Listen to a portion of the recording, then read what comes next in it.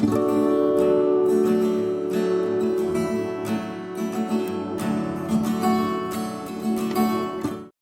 everyone, it's Danny. Welcome back to my channel and another design team layout for the Confessions of a Paper Addict cut files shop. Today I am going to be using the So Happy cut file that was just released today, brand new. Should be up in the shop for you, so make sure to go check it out. It's really sweet. It's this banner style floral with some little Polaroids on it, and I'm just going to do a quick silhouette tutorial because I did edit this cut file a little bit, played around with it a little bit in my Silhouette Studio software, so I just want to show you what I did real quick. So I have just gone through and traced my cut file and duplicated it, and I'm going to just manipulate the second cut file because I want to use one of those cute little Polaroid frames to frame my photo with. So I'm just going to take this center one here, and I'm using the knife tool, and I'm making sure that I have a solid outline, and I am just going to snip that off of the cut file. So I'm just carefully making sure that I cut that off from the rest of the cut file, and that just snips away nicely. And then I'm just going to tidy up a bit more by zooming in and then going to the point edit tool. And then I'm just going to delete these little extra points so that I have one straight line there. There we go. And that is my little frame all separated. So I'm just going to bring that out to the side. I'm going to size it up a little.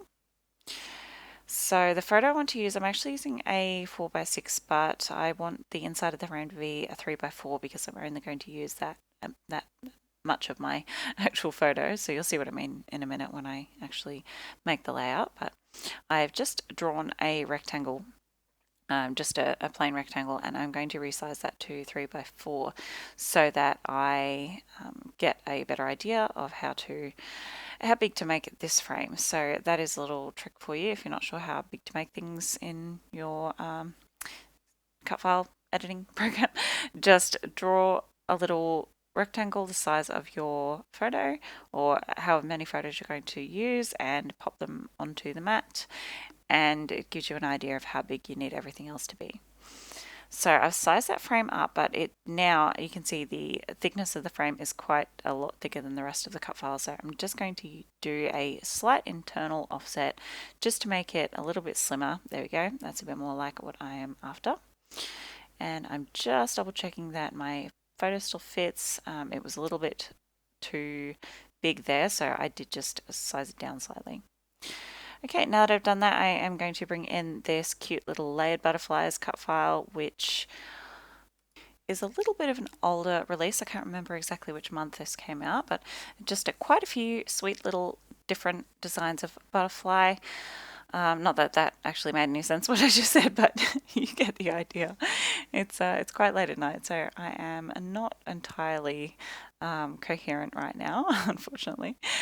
But we're going to get through this. So I'm just going through now and filling in the rest of my mat. So this is what I like to do if I am going to cut a cut file that has some gaps. I just fill the rest in with some extra leaves or butterflies. I'm only going to use 3 of those butterflies on this layout, but I had extra cardstock left, so I may as well cut some extra little butterflies to use on a future layout rather than waste all that beautiful cardstock. So I'm just coming in now and using my fussy cutting scissors once I've cut all that out just to snip that banner into 3 pieces because I just wanted a little bit more freedom to manipulate the placement of that. So I could have done that in my Silhouette program, but I just thought it was easier just to snip it with my scissors. So there you go. This is a photo of me and my son at Wildlife Sanctuary, I'm pretty sure. And I have just glued that right behind that Polaroid frame, and it just frames our faces really nicely. And that's all I'm going to do with my photo. I'm not going to back it with any photo pattern papers or anything because it's already in the Polaroid frame. So I'm just going through now and backing my cut file with various pattern papers. I'm using a homemade kit based on the Rosie Studio Mimosa Sunday collection that I managed to get some of the ephemera and bits and pieces for, but I couldn't get any of the papers. So all the papers are just random ones pulled out of my stash. Some of them are really old. I'm pretty sure this blue floral is a 7 Gypsies paper that's got to be coming on to 15 years old. So yeah, definitely a stash busting with this one today, which is always a good feeling. So I'm just using the trace and cut method for backing my cut file. So just turning over the cut file and the pattern paper and then tracing the inside of the cut file, trimming out my inside piece a little larger than the pencil line and then gluing it straight on. And there we go, it's all backed. I've gone ahead and backed those butterflies as well. And you can see I added some foam behind their wings so that when I glue them down, they will be dimensional.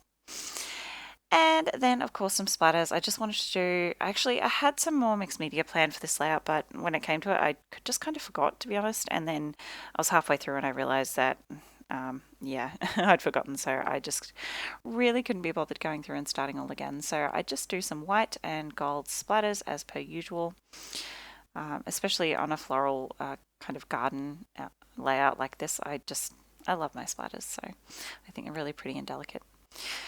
So I'm just positioning everything down now.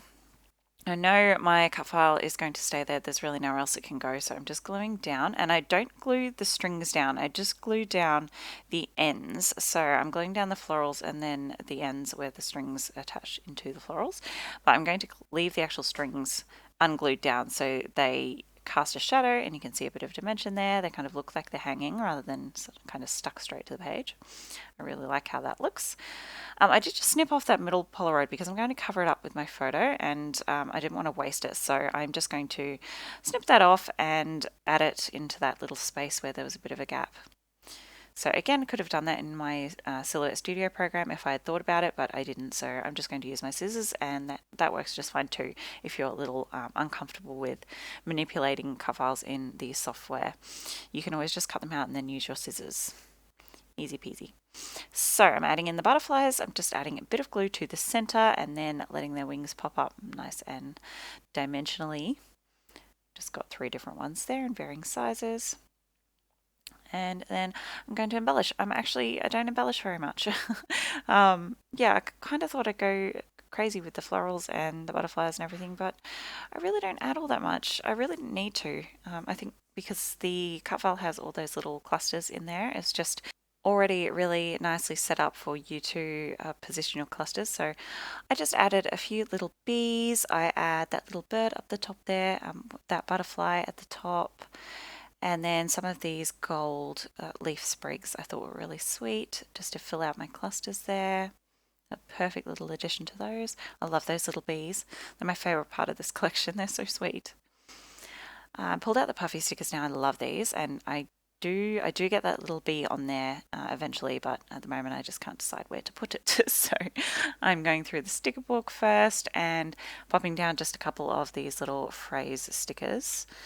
Don't ask me what they say because I can't see on the preview and I can't remember. So back in with the puffies. I love these puffies so much. I put in a little heart, a little bonbon, I think that says love. And then I'm just trying to add a little bit of something to each of these little hanging Polaroids. So I'm just going to snip this sticker in half, pop one there, and then I'll just slide the other half behind there. And then what am I doing now? There's some little heart ephemera in this collection, which is really nice. So I'm going to use that gold with the negative space, and then that little purple spotty one, and that little puffy flower, little puffy butterfly, and then I got that bee on there. So I'm going through now and adding a border to my page with my white Uniball Signo broad gel pen, and just doing a really sketchy white border. And then I'm just going to tear the page on the edge of the paper, just in a couple of places. I really like doing this. I haven't done it for a while actually, but I have just torn a piece away, and then I'm just using my fingernail to kind of really get rid of all that extra white and add a bit more texture. So I'll do that at the top and the bottom in those places where the cut file is just kind of leaving a large section of blank background.